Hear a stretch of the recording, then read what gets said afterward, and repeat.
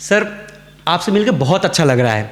मतलब इतनी कम उम्र में इतनी तेज़ी से आगे बढ़ रहे हैं, आपको देख के एक मतलब लग रहा है कि हाँ अब अपनी देश की राजनीति एक अच्छे दिशा में जा रही है, वरना जो 60 साल के लोग हैं वो बैठे हुए हैं। इसलिए सर आप शिल्पकला के अध्यक्ष हैं और आप वकील भी हैं, तो सर इन दोनों का कॉम्बिनेशन कैसे आया आपके अंदर? ये कैसे आया कि मैं राजनीति भी करूँगा, लॉयर भी रहूँगा, दोनों आप दोनों करते हैं अभी? देखिए, राजनीति सामाजिक लोगों को जोड़ना होता है और अधिवक्ता का भी वही काम होता है। जो पीछे हैं, वंचित हैं, जिनके पास पैसा नहीं है, आपसी भाईचारा में मुकदमा होता ही है, उन लोगों के लिए हम लोग वहाँ से भी मदद करने की कोशिश करते हैं।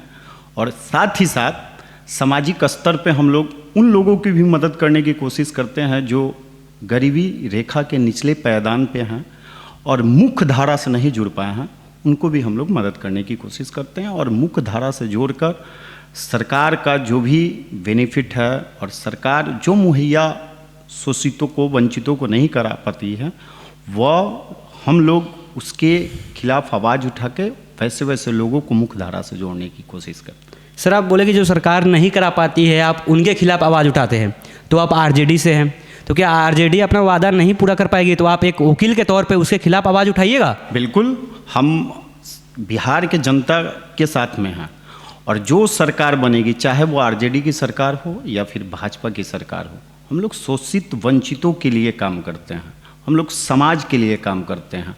और एक बात आपको बता देना चाहते हैं, समाज अच्छा होगा तभी वहाँ से आप समाज से निकल के कुछ अच्छा करने की कोशिश कर पाइएगा। इसलिए हम लोग सामाजिक लोग हैं और जो सरकार काम नहीं करेगी उसके लिए हम लोग आवाज़ उठाने का काम करेंगे। तो सर अभी आप आरजेडी में हैं, तो आपके दिमाग में ये ख्याल कैसा है कि मैं आरजेडी ही ज्वाइन करूँ, बीजेपी क्यों नहीं किया? क्योंकि बीजेपी अभी विश्व की सबसे बड़ी पार्टी है, तो आपके दिमाग में यह है कि मैं आरजेडी क्यों, बीजेपी क्यों ना ज्वाइन करूं? हम लोग शुरू से आरजेडी के विचारधारा को मानने वाले लोग हैं और लालू जी के विचारधारा को मानने वाले लोग। सर लालू जी के विचारधारा के बारे में थोड़ा कुछ बताइए। समाज में परिवर्तन किए और समाज के सभी वर्ग के लोगों को एक टेबल पे ला के बैठाने का काम किए और सभी वैसे लोग जो समाज के सबसे निचले पायदान पे हैं, सबको जोड़ मुख्य धारा से जोड़ने का काम किया था। लालू जी पे ये भी एलिगेशन लगते हैं कि वो यादव की स्पेशल पार्टी है। नहीं, देखिए, आरजेडी A to Z की पार्टी है, ऐसा नहीं है कि केवल यादव की पार्टी है। राष्ट्रीय Janata Dal A to Z की पार्टी है और सभी जाति समुदाय के लोग उस पार्टी में हैं और उस पार्टी से काम करते हैं और उस पार्टी को लेके आगे ले चलने की कोशिश कर रहे हैं। सर आप युवा हैं और तो मैं आपसे एक सवाल पूछता हूं, जो अभी आरजेडी का मुहिम चल रहा है माई बहन योजना, सम्मान योजना, इसमें आरजेडी का जो आरजेडी वाले जो तेजस्वी यादव जी हैं वो वादा कर रहे हैं कि मैं 2500 रुपये हर महीने हर महिला को दूंगा। बिहार में कम से कम 5 से 6 करोड़ महिलाएं हैं, हर महीने उनको 2500 रुपया देना, क्या ये बिहार के बजट में है? बिल्कुल। कैसे? और एक चीज़ आपको बता देते हैं, हर घर में 2500 नहीं, पर महिलाओं को 2500 देने का वादा किया है। और पूरे बिहार की जनता इस चीज़ को देखा है कि 17 महीने में कार्यकाल जो रहा है हमारे नेता श्री तेजस्वी प्रसाद यादव जी का, कि 5 साल में उन्होंने वादा किया था 10 लाख नौकरी देने का, जो उन्होंने 17 महीना में 5 लाख रोजगार देने का काम किया था। तो पूरे बिहार के लोग इस बात को मानते हैं और इस चीज़ को जानते हैं कि अगर कहीं भरोसा, अगर विश्वास जता रहे हैं तो आदरणीय श्री तेजस्वी प्रसाद यादव जी पर जता रहे हैं। और हमारी सरकार, राष्ट्रीय जनता दल की सरकार अगर बिहार में बनती है 2025 में, तो हमारी जो घोषणा है, हमारे नेता का जो घोषणा है कि 2500 पर महिलाओं को, माई बहन योजना के तहत 2500 हर महिलाओं को खाते में जाएगा, 200 यूनिट बिजली फ्री मिलेगी, साथ ही जो आज 400 वृद्धा पेंशन मिलता है महिलाओं को, वो उसको बढ़ा के 1500 किया जाएगा। और उसके साथ साथ रोजगार तो मिलेगा ही। युवाओं का सबसे बड़ा, अगर बिहार में अगर कुछ है तो वह है रोजगार, और रोजगार सरकार बनती है तो 110% भरोसा करना होगा। भरोसा कर भी रही है बिहार की जनता माननीय हमारे नेता पे कि आने वाले कल में उन्होंने अगर सरकार बनती है तो ये सारा वादा पूरा किया जाए। सरकार कैसे बनेगी? बिना नीतीश जी के तो बिहार में किसी की सरकार बन ही नहीं सकता है। बिहार की जनता तय करेगी कि सरकार किस। अभी तक तो वही हो रहा है ना, जहाँ नीतीश जी जा रहे हैं उधर सरकार उनकी बन जा रही है। 2000 साल वो साल दूसरा था, ये साल दूसरा है, और 25 की कहानी कुछ अलग होगी, ठीक है ना। चलिए ठीक है।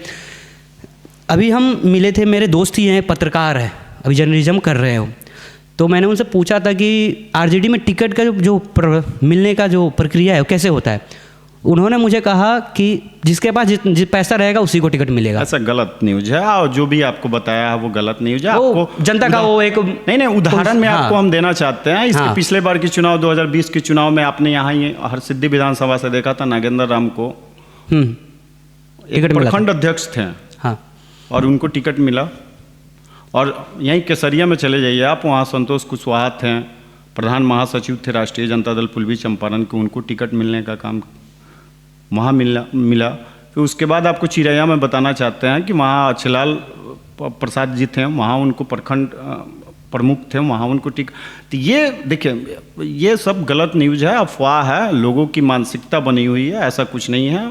हमारी पार्टी A to Z की पार्टी है और सभी समुदाय का ख्याल रखती है और सभी समुदाय को टिकट देने का काम करती है। कोई पैसा वैसा ऐसा कुछ। आरजेडी पे ये एलिगेशन हमेशा लगता है कि ये परिवारवाद की पार्टी है, क्योंकि पापा के बाद बेटा, बेटा के बाद बेटी। ऐसा नहीं है कि दूसरा कोई उठ के चला गया। एक बात बताना चाहते हैं, मान लीजिए कि सम्राट चौधरी के पिता नहीं थे क्या, मंत्री थे? ऐसा एग्जाम्पल अगर हम आपको देना चाहें दीजिए। जो आरजेडी के जो विरोध करते हैं इस बात को लेके, उन्हें इस बात के लिए फाइन हो जाएगा। चाहते हैं कि आज बीजेपी की लिस्ट उठा के देखिएगा तो सारे परिवारवाद से भरे हुए हैं। बीजेपी की लिस्ट में तो कोई बोलेगा मोदी जी के पीछे कोई नहीं है, योगी जी के पीछे कोई नहीं है। अमित शाह का बेटा है ना, अमित शाह, हाँ, BICC के अध्यक्ष बन के बैठा है। किस हैसियत से? किस? ओम बिरला की बेटी बिना एग्जाम दिए हुए IAS बन जाती है, किस हैसियत से बनती है? ये सब जानने वाली बात है। हाँ। और लोगों को इस चीज़ को समझना होगा, ठीक है ना। बस खाली क्लेम कर देने से और किसी पे एलिगेशन लगाने से नहीं होता है, ऐसा नहीं होता है ना। पहले अपने गिरबान में झांक के देख लिया जाए कि हाँ मेरे साथ, मेरे पार्टी में क्या होता है, तो फिर। बिहार में भी एक नई पार्टी उभरी हुई है, जनसुराग, जिसके जो प्रशांत किशोर जी की पार्टी है। और प्रशांत किशोर जी सब किसी के साथ रह चुके हैं, ऐसा कोई नेता नहीं है बड़ा जो इसे, जिनको जिताने में इनका हाथ ना हो। वो बिहार में एक मुद्दा लेकर आए हैं कि मैं बिहार के जो बेरोजगारी है, जो दलितता है, इसको ख़त्म करूँगा। तो उनके बारे में आपको क्या लगता है, वो कैसे नेता है? हम इस चीज़ को नहीं मानते हैं। लोकतंत्र देश है, बहुत सारी पार्टियां हैं, हर किसी को चुनाव लड़ने का अपना अपना अधिकार है और स्वतंत्र है। कोई भी पार्टी बना के चुनाव लड़ सकता है, लेकिन फैसला तो जनता के ऊपर डिपेंड करता है कि हम किसको चुनते हैं और किसका भविष्य, अगर हमारा भविष्य किसके हाथों में सुरक्षित है वो तो जनता तय करती है। और मेरा नहीं मानना है कि यहाँ प्रशांत किशोर जी अगर चुनाव लड़ रहे हैं तो स्वागत है, बिहार में चुनाव लड़ें, बिहार ही नहीं पूरे देश में चुनाव लड़ें। मेरा उनसे।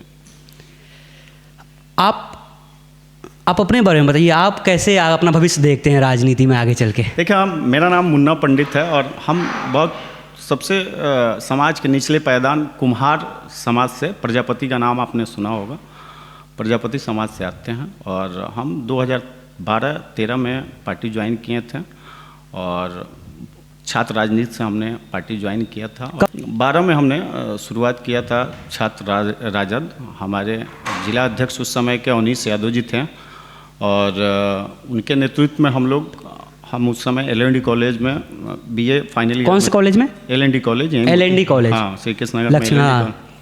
वहाँ हम ग्रेजुएशन की शिक्षा ले रहे थे, तो उस समय हम छात्र राजनीति में हम एंट्री हुई और वहाँ से हम छात्र राजनीति से स्टार्ट किए और आज यहाँ तक पहुँचे हैं। लेकिन हम बताना चाहते हैं कि वहीं 2012-13 से हम छात्र राजनीति से आज स्टार्ट किए थे। उसके बाद युवा राजद के जिला उपाध्यक्ष बने, आज मेन पार्टी के कोर कमेटी के सदस्य में शिल्प कला प्रकोष्ठ के जिला अध्यक्ष हैं और साथ साथ हम अधिवक्ता भी हैं सिविल कोड मोतिहारी में जो काम करते हैं। मोतिहारी के जो अपने मेयर हैं प्रीति गुप्ता जी, जिनके पति हैं देवा गुप्ता जी। तो ये सभी लोग जानते हैं कि प्रीति गुप्ता जी का जीतने का कारण देवा भैया है, क्योंकि उन्हीं के फेस पे ही वोट मिला है। तो पहली बार वो राजनीति में आए, मेयर का चुनाव लड़े और जीत भी गए। कैसे?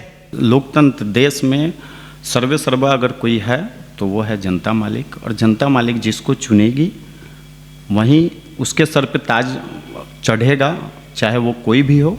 और मेरा मानना है कि अभी तक नगर निगम मोतिहारी में पिछले कई वर्षों की तुलना में अभी तक की जो मेयर रही हैं, प्रथम महिला मेयर हैं प्रीति कुमारी जी, उनका कार्यकाल बहुत अच्छा रहा और कार्य कर भी रही हैं।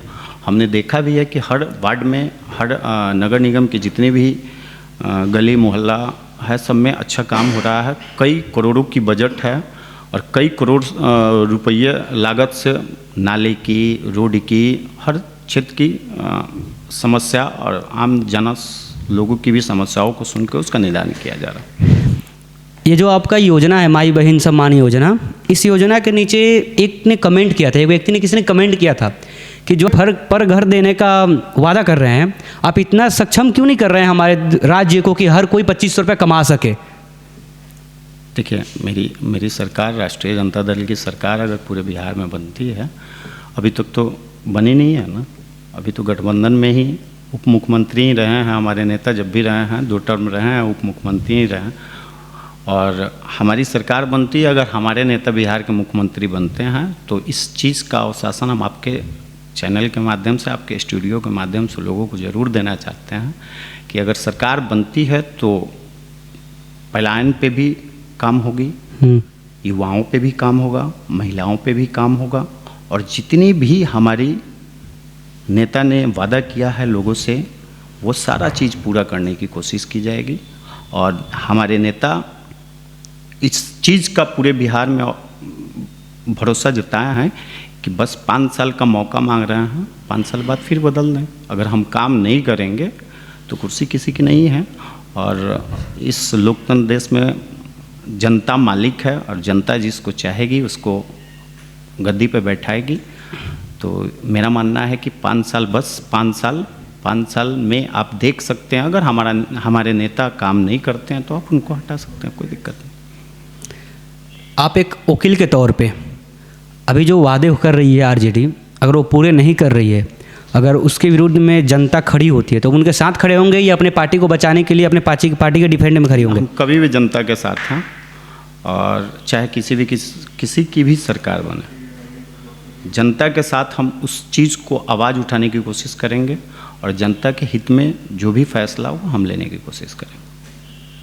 और एक चीज़ आपको हम बता देना चाहते हैं, हम जिस सबसे निचले समाज के पैदान से आते हैं, प्रजापति समाज से आते हैं, तो हमारे समाज के साथ बहुत शोषण किया गया है, और आज तक कोई भी ऐसी पार्टियां हमारे समाज को प्रतिनिधित्व करने का कोई कसर छोड़ा ही, मतलब कोई आज तक ऐसा कुछ, चाहे लोकसभा हो चाहे विधानसभा हो, कहीं भी कोई पार्टी अभी तक। लेकिन हम अपने राष्ट्रीय अध्यक्ष श्री लालू प्रसाद यादव जी का शुक्रगुजार हैं कि 1997 में एक MLC बनाए थे, और MLC बनाए थे उस समय, कुछ ही दिनों बाद उनकी देहांत हो गई। उसके बाद से हमारे समाज की तरफ से किसी को कोई भी पार्टी अब तक नहीं देख पाई है।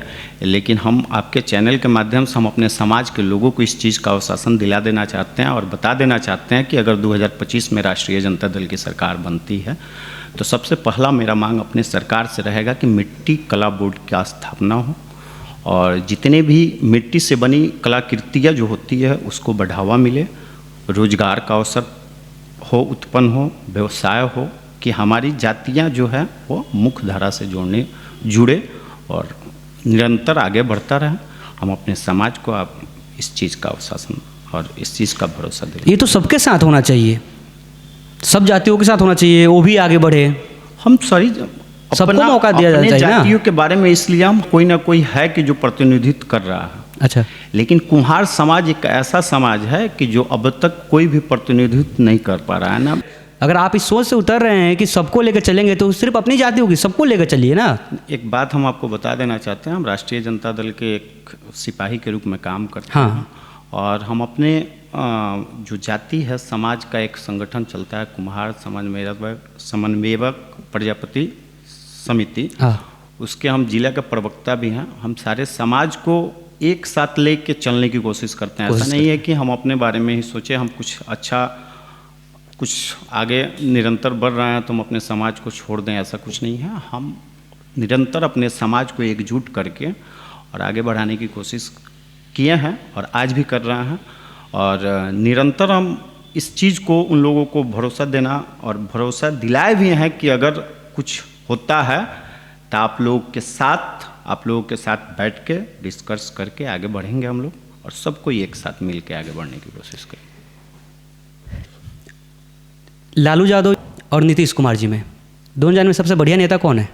मेरा मानना तो है कि लालू प्रसाद यादव जी हैं। लालू प्रसाद यादव जी हैं। तेजस्वी यादव और चिराग पासवान जी में, दोनों में बढ़िया नेता कौन है? हमारे मानने से तो बिहार, हम नहीं, पूरे बिहार के लोग इस चीज़ को मान रहे हैं। 41% लोगों का मानना है कि अगला सीएम अगर 2025 का सीएम कोई है तो वो माननीय श्री तेजस्वी प्रसाद यादव। जब सांसद के जब चुनाव हुआ था ना, तो चिराग पासवान जी के पार्टी से 6 सांसद MP के कैंडिडेट थे और 6 के 6 जीत के आए हैं।